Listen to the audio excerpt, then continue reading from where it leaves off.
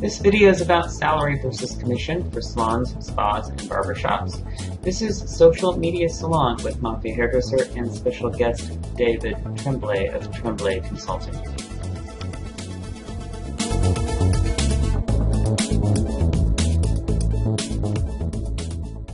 Well, we started up a day spa with about 30 people back in 2004. And my life partner, Amy, she had a business partner that was a pretty well-known hairdresser within our area. So at that point, we adopted the standard practice of having 50% commission across the board for all service providers. Yeah, that's basic, right? It is. And again, it was, it was kind of standard practice 11 years ago. And very candidly, he was doing pretty well, and our service staff was doing pretty well, but the business was really suffering.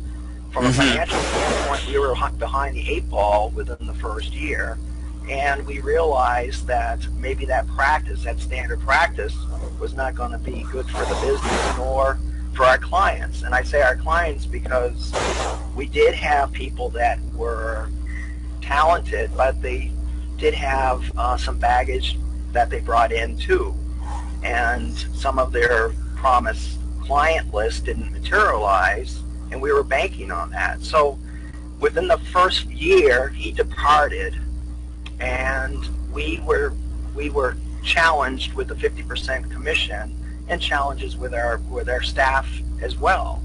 So we kept up with it, and then in 2008, we converted to an hourly plus a bonus structure. And during those 3 years, I became more ingrained in the operation, learning about systems, for instance, strategies, a colleague, resources and development. We started getting more involved in understanding compensation. We went into this with probably a lot of naive thoughts, but then when we did have financial information, we realized that we had to put something in place. And like I said, in 2008, we converted all of our staff members. Understandably, there was some fear or some intrepidation about going forward because people would think that we would be taking money away from them with the new system.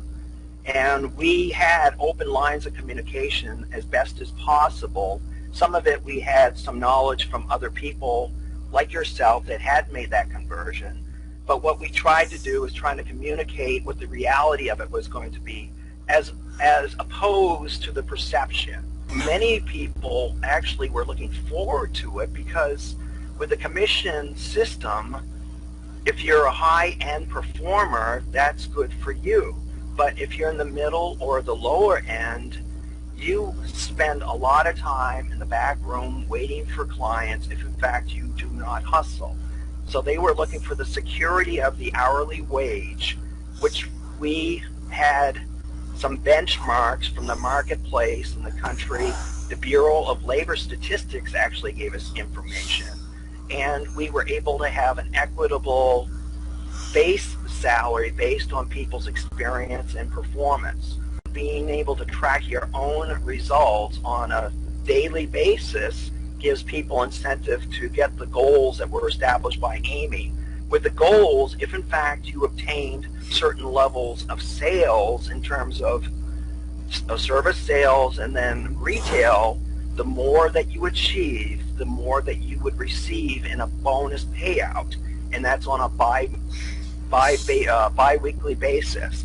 So the service providers were getting that security of an hourly wage, which would be adjusted upward based on performance.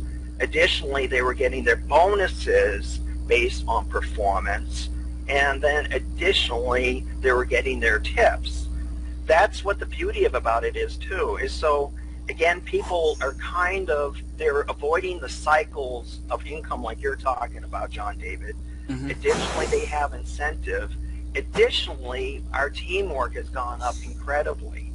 Now people are beginning to talk to each other and they realize if they work with another individual, we have one of our high-end service providers, she had some health issues on Saturday. She came to work, but she was not able to function. And again, adjusting the book and giving like service providers to her, our clients, our guests were able to be accommodated for the schedule on Saturday, and we know that's the busiest day. And again, it gives us, the business, the opportunity to fill those schedule problems that commission would probably just leave open and void. We are full service, a day spa, and then different departments can work with each other. Our nail techs can work with massage, the massage therapist, the nails, and everybody is cross-promoting. And again, that gives us a leg up on our competition if in fact they're just doing one specialty. So, and that gives greater understanding. And when we have greater understanding of each other, we're more likely to pitch in and do some of the mundane things like dusting the shelves for product, doing laundry, emptying the dishwasher. One person, she came to us, again, everybody was commissioned. At 8:45 in the morning, she would say with disdain and disgust, "I can't wait to go home," at 8:45 in the morning. Wow. And I do think that, and she was in the industry for a long period of time, I do think that was kind of demonstrative of the attitude of it's all about me. I'm not going to do anything other than what is expected. I'm only going to do services because that's what you're paying me. And I do believe that is still the attitude or the behavior that we have, and we have to overcome that. I do believe it is larger, and what we had, our structure was we had the owners and we had a general manager, and the general manager has the responsibility to orchestrate, like you're saying, education, even the marketing within each of the departments. And it's really key to have an active, communicative general manager, and he or she has to understand the numbers and then understand the behavior that's going to be required to give the best possible experience, not just for the guest service, not just for the guest, not just for service, but everybody. So you're saying that it does require more management, and that is absolutely true. Well, and the benefit would be is that if you're doing all those great things, like you're saying, education, marketing, and performance appraisals, that individual is going to feel better about themselves. They're going to get professional and personal growth. And because of that, they're going to develop their clientele.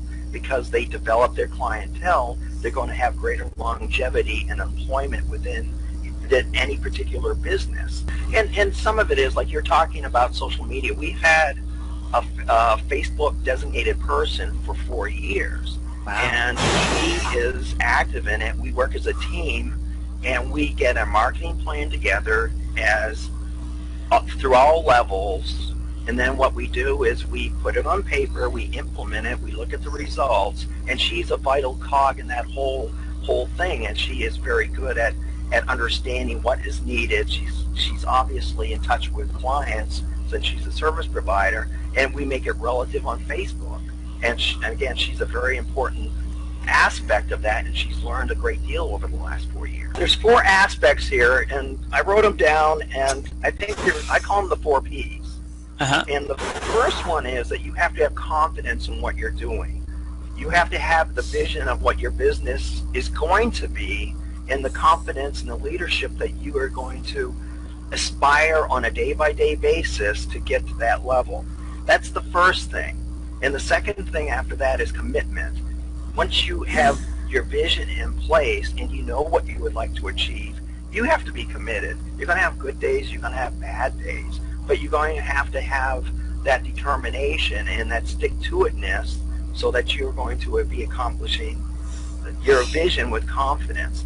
And this one here is very important in its different levels, is that you have to have communication of what the vision is, what your actions are doing to support that, and that's got to be continuous. And that has to be frank, it's got to be timely, And a lot of it's going to have to be in different mediums, whether it's text messaging, emails, memos.